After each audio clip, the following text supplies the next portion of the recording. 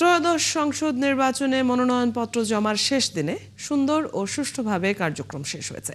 বেশিরভাগ দলের মনোনীত ও সম্ভাব্য স্বতন্ত্র প্রার্থীরা মনোনয়নপত্র জমা দিয়েছেন। এ সময় প্রার্থীদের মধ্যে দেখা যায় ব্যাপক উৎসাহ ও উদ্দীপনা। সহকর্মীদের তথ্য ও ছবিতে প্রতিবেদন। মনোনয়নপত্র জমার শেষ দিনে জমা দিতে আসা সম্ভাব্য প্রার্থী ও সমর্থকদের ব্যাপক উৎসাহ উদ্দীপনা দেখা গেছে।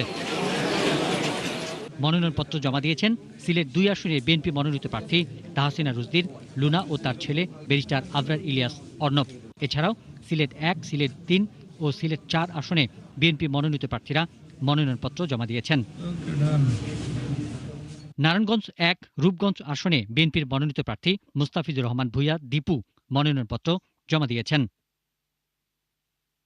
শেষ দিনে ময়মনসিংহ বিএনপির মনোনীত প্রার্থী আখতারুজ্জামান বাচ্চু, আবু ওয়াহাব আকন ও জাকির হোসেন বাবুল মনোনয়নপত্র জমা দিয়েছেন।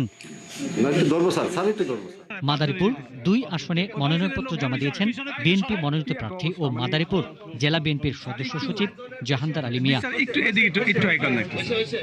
মৌলভীবাজার ৩ আসনে বিএনপির প্রয়াত সাবেক অর্থমন্ত্রী এম সাইফুর রহমানের ছেলে ও সাবেক এমপি এম নাসের রহমান সহ ৪টি আসনে সম্ভাব্য প্রার্থীরা মনোনয়নপত্র জমা দেন। মনোনয়নপত্র দিয়েছেন নোয়াখালীর ৬টি সংসদীয় আসনে বিএনপি জামাত সহ বিভিন্ন দল থেকে মনোনীত প্রার্থীরা। গাইবান্ধার ৫টি আসন থেকে বিভিন্ন দলের ও স্বতন্ত্র প্রার্থী হিসেবে ৫৯ জন প্রার্থী মনোনয়নপত্র গ্রহণ করেছিলেন। তারাও মনোনয়নপত্র জমা দিয়েছেন।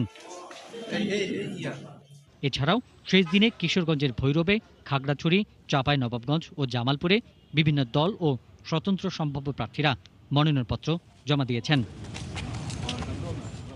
পিন্টু হাজং, ৭১।